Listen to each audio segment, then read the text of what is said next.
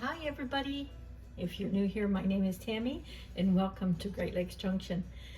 I'm just puttering around in the kitchen today. I've got quite a few things to do, but I thought I'd bring you along and join me making focaccia bread.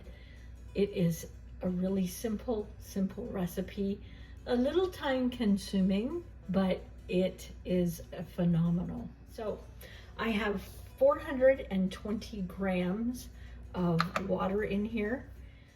I find it so much easier with this recipe to weigh everything out. So we have 420 grams of water, and I'm just going to add 8 grams of honey, or a teaspoon. You don't need much. I'm just going to stir it in there a little bit. And I have 6 grams of yeast, and I'm going to put in, and I'm just guesstimating here, maybe 2 tablespoons of oil, 1 to 2. Just going to give it another stir, and we're going to let it sit for a few minutes and let that yeast activate. So now we're going to add 500 grams, I better turn that back on, 500 grams of flour. One thing I want to add is vital wheat gluten. This is all-purpose flour, and it's better if you do this with a bread flour. It's a little bit stronger, has a little bit more gluten in it. So I'm just going to add that. You don't have to. This will work with all-purpose flour as well. Okay, there's our 500 grams. We are going to add 10 grams of salt, which is about 1.5 teaspoons, and we're just going to give it a stir.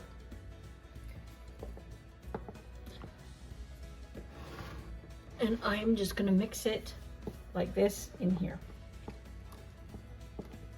Now, this is going to be a wet dough, which is what you want. Try and get that flour mixed in as best you can.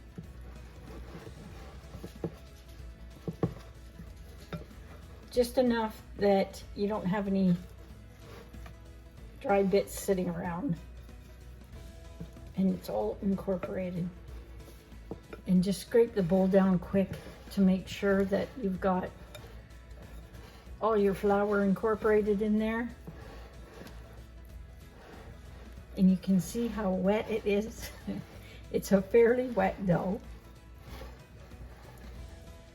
And depending on what your weather is and the humidity in your house, everybody's dough might be a little bit different. So you can see it's sticking on there, and it is really wet. It's sticking to me too. Okay, so we're going to cover this. You can use plastic wrap if you want. Just keeps the moisture inside there. And I'm going to cover it with a clean, warm towel. And then you're going to put it in the oven with your light on and keep it warm for 15 minutes. And then we'll be back. Okay, so that was about half an hour, not 15 minutes. I got busy doing laundry. We'll just pull that off there. Now, get a bowl of water and wet your fingers, and all you're going to do is pull this away from the bowl a little bit, and it is sticky, but wet fingers help. And then we're just going to pull and stretch and fold it over. And we're going to do that quarter turn. We're going to do that a few times, and you'll be able to see the gluten starting to form in it. It's going to get smoother the more times you do this.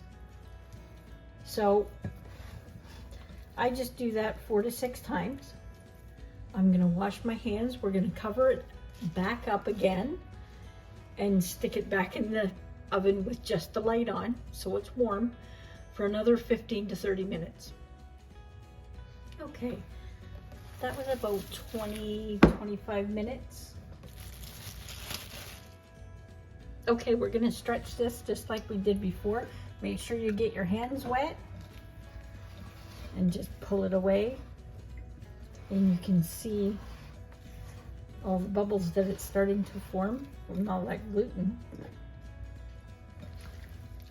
We'll just do long pulls, fold it over, and a quarter turn.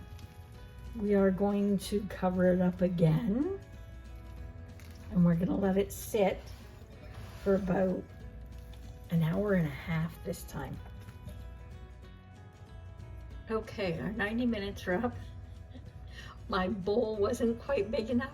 You can see how much bigger it got in that short of time.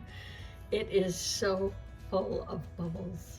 So what I'm gonna do is get a 12 by 13, sorry, 9 by 13 pan. A baking sheet will do fine. If you have a cake pan, that'll work even better. And I'm just gonna drizzle some olive oil on there, or an oil of your choice. You just wanna get it in all the corners.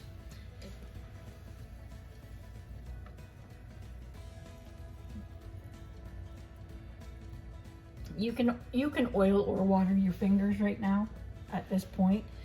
You want to do a couple more stretches.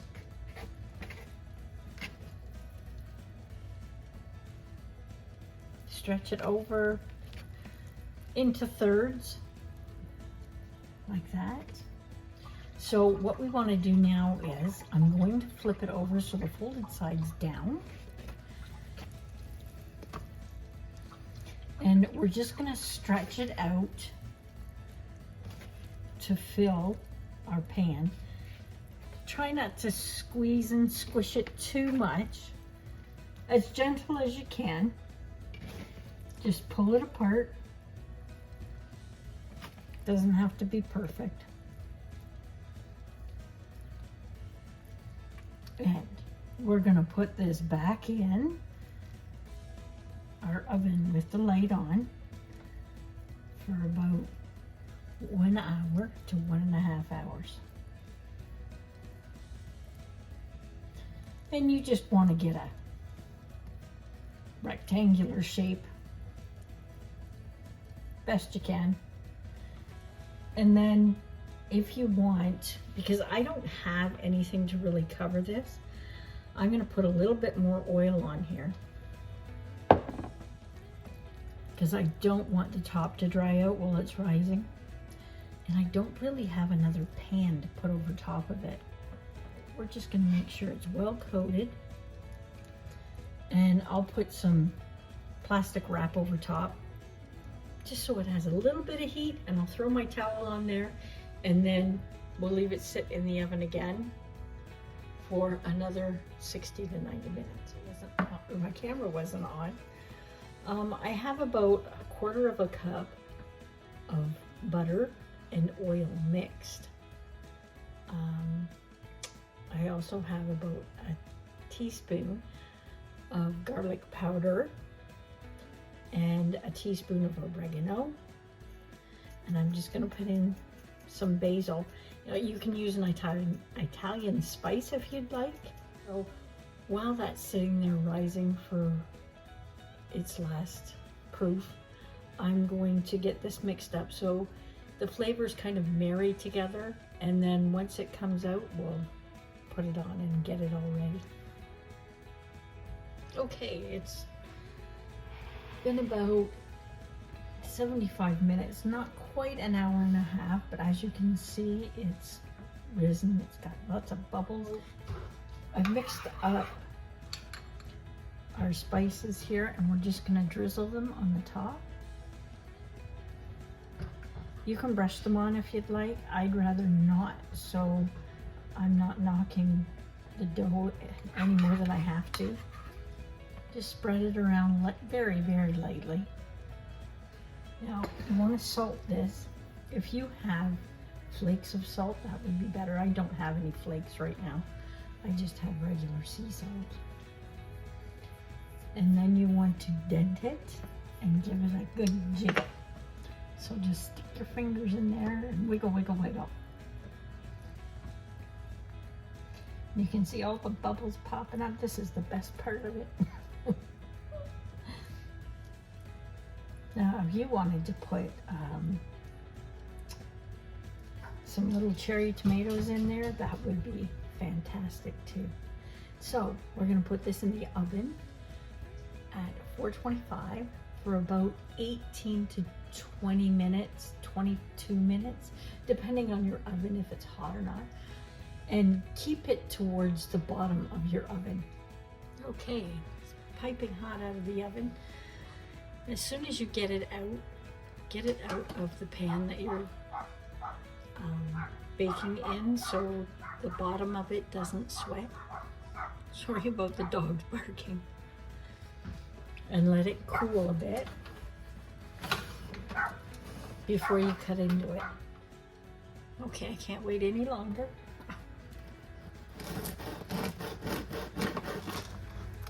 And you can hear how crispy it is.